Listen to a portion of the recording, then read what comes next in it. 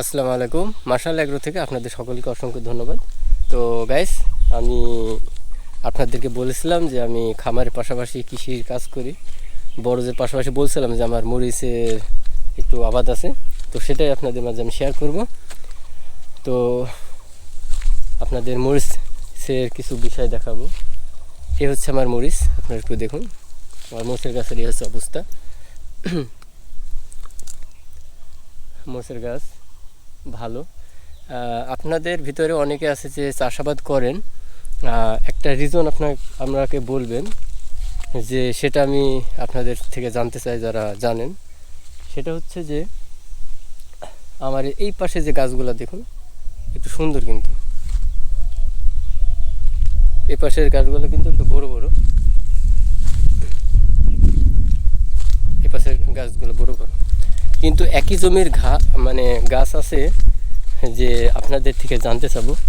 আমি জানি কি কারণ হয়েছে, তো আপনাদের অভিজ্ঞতা আছে নাকি আমি সেটা জানার চেষ্টা করব। একই জমিতে, বুঝছেন, এই গাছগুলো এমন হওয়ার কারণ কি, রিজন কি একটু বলবেন। একই জমি, কিন্তু আমার এখানে 1 বিঘা জমি, আমার 1 বিঘা মরিচ আছে, পাশে একটু ঘাস লাগাইছি। আমার গরু এবং গরু কিনে হয়নি, কিন্তু ছাগলের জন্য লাগাইছি। এই গাছগুলো দেখুন, একই জমি কিন্তু। এই গাছগুলোর কারণ কি আপনারা জানাবেন, আপনাদের জানা থাকলে অবশ্যই জানাবেন। যে ওই মরিচটা বড় আর এই মরিচটা ছোটো হওয়ার কারণ কি আমাকে জানাবেন। যদি না জানেন অবশ্যই আমাকে বলবেন, আমি আপনাকে কমেন্ট করে জানাবো বা ভিডিওর মাধ্যমে জানাবো। আপনারা অবশ্যই জানাবেন একই জমির মরিচ কেন ছোট আর বড়, এটা রিজন বা এটার কি প্রবলেম। তো আমি নতুন উদ্যোক্তা হিসাবে আমি কিন্তু এটা জানছি বা এটা রিজনে বুঝতে পারছি, ঠিক আছে।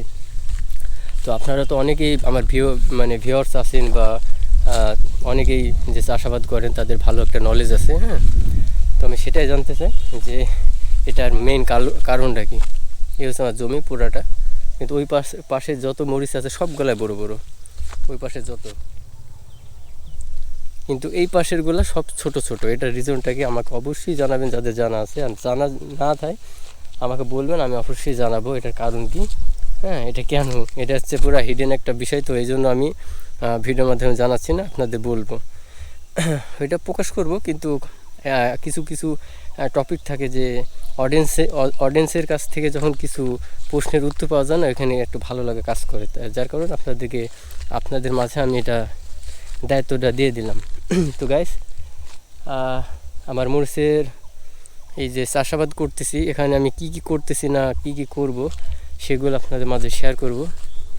যে আসলে অনেক দিন ভিডিও না করার কারণে আমার অনেক কাজ হয়েছে মরিচের বইয়ে, 9 টানা অনেক বিষ বা অনেক কিছু দেওয়া হয়েছে, সেগুলো আমি শেয়ার করতে পারিনি। শুধুমাত্র আমার হঠাৎ করে আমার বাবা মারা যাওয়ার কারণে আমি কিন্তু এগুলো আসলে আপনাদের মাঝে আমি শেয়ার করতে পারি নাই। তো ইনশাআল্লাহ আমি এখন থেকে চেষ্টা করব, মহান আল্লাহ পাক যদি কোনো বিপদ আপদ না দেয়, তাহলে ইনশাআল্লাহ যদি মনের অবস্থা ভালো থাকে, তো আমি প্রত্যেকটা বিষয়ে আমার কৃষি মার্শাল এগ্রোতে আপনারা পাবেন। প্রত্যেকটা কৃষির বিষয়ে আপনাদের হেল্প করার চেষ্টা করব, এবং আপনাদের কোনো কিছু যদি জানার থেকে অবশ্যই কমেন্ট করবেন, আমি সেটা আপনাদের মাঝে মানে বলা এবং দেখানোর চেষ্টা করব, ঠিক আছে। তো গাইস, এই হচ্ছে আমাদের মরিচের একটা ফ্যামিলি। হ্যাঁ, যেহেতু আমি মার্শাল এগ্রো যেই সব অডিয়েন্স বা ভিউয়ার্স আছেন সবই কিন্তু আমার একটা ফ্যামিলি মেম্বার, ঠিক আছে।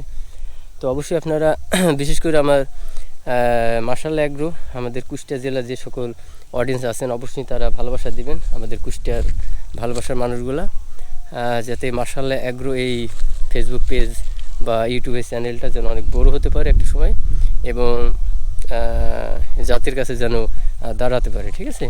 আসলে মানুষ কিন্তু ছোটোর থেকে বড় হয়, কখনো কেউ বড়োর থেকে ছোট হয়, এটা খুবই একটা কমন প্রশ্ন। এটা অনেকেই জানে যে মানুষ ধনীর থেকে গরিব হয়, কিন্তু আসলে শুরুটাই কিন্তু ছোটোর থেকে মানুষ বড় হয়। তো ইনশাল্লাহ আমি সেটাই হওয়ার একটা চেষ্টায় আছি। তো আপনারা আমাকে সাপোর্ট করবেন এবং ভালোবাসা দেবেন আর বেশি বেশি শেয়ার করবেন। তো গাইস, আজকে এই পর্যন্ত, পরের ভিডিওর জন্য অপেক্ষা করুন। আল্লাহ হাফেজ।